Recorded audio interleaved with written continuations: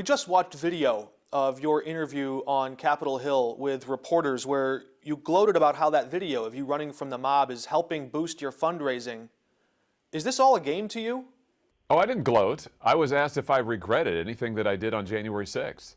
And I said that I don't, as I have said many, many times before. Listen, the people of Missouri sent me to Washington to represent them, not to represent the D.C. establishment, not to represent the D.C. press corps, and I'm not going to apologize for representing the people of my state. That's what I did on January 6th.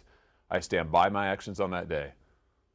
You were actually objecting to the certification of election results in another state, in Pennsylvania. You ultimately lost in that effort. Pennsylvania's election results were certified. But what if you had won and blocked those 20 electoral votes in Pennsylvania? What then? Well, I mean, it would have had no outcome on the effect of the election. This is why it was never an attempt to overturn the results of the election. As I said at the time, before, in fact, we cast those votes, what that process afforded me was an opportunity to register an objection to the state of Pennsylvania where they did not follow their own law. You had the Supreme Court of that state intervene during the election to change the rules on balloting, to change the rules on absentee balloting, to change the rules about how the ballots were to be counted. I just think that's fundamentally wrong. So yeah, it was a protest vote, and it was also an opportunity to force a debate on the floor of the Senate. I mean, that's what the law permits for, and that's what I did. By the way, it's what Democrats also have done in 2000, in 2004, and in 2016. But not after a mob had beaten down the doors of the Capitol. The circumstances there were, of course, very different. There was also talk in the Trump White House about a strategy of having other electors ready in the state legislatures to overturn the results at those states. You're right. Pennsylvania's 20 votes on their own would not have overturned or brought Biden's electoral count below 270. But if you had another state or two in the mix, you might have been able to pull that off. Did you discuss a strategy like that with anybody else? No. And you notice that I didn't vote for states that would change the outcome of the election, because my goal was to do exactly what I said it was at the time, which was for states that did not follow, and the state to which I filed an objection was Pennsylvania, a state that did not follow its own laws, and its Supreme Court intervened to change the rules. I just think that's fundamentally lawless. And I think if we can't debate that on the floor of the Senate according to the laws of the United States and the rules of the Senate, I don't know where you can.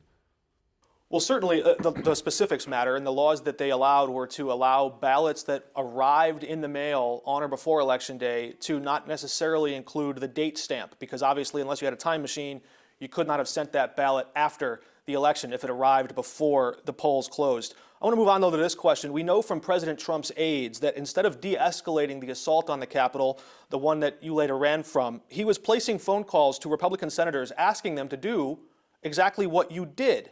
Those phone records are missing, so we don't know who he called. Did you talk to Donald Trump on January 6th? No, and I don't think they are. What's missing? They have the phone records from the White House. No, hasn't that story been disproved? But no, I didn't talk to him on the 6th. You did not talk to President Trump at all in those 187 as I've been minutes? asked many times over the last year and a half. I did not talk to him on the 6th. And by the way, let's just go back to the Pennsylvania Supreme Court decision.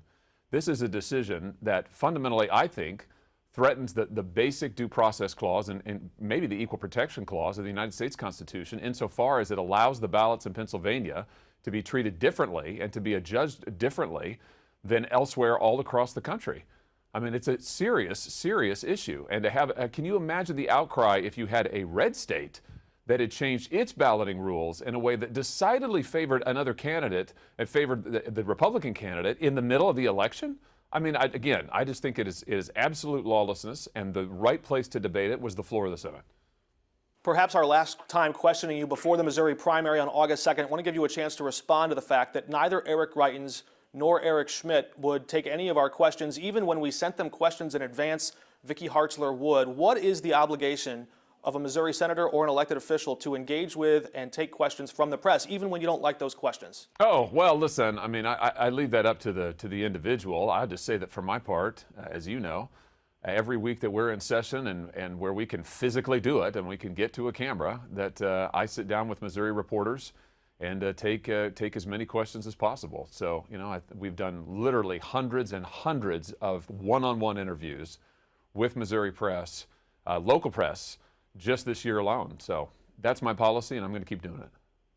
And I was just told this is our last question. So you were before the Attorney General for Missouri. So too is Eric Schmidt. How do you evaluate his job in that role you once held? Oh, they hung up on us. All right. All right, I guess we're done.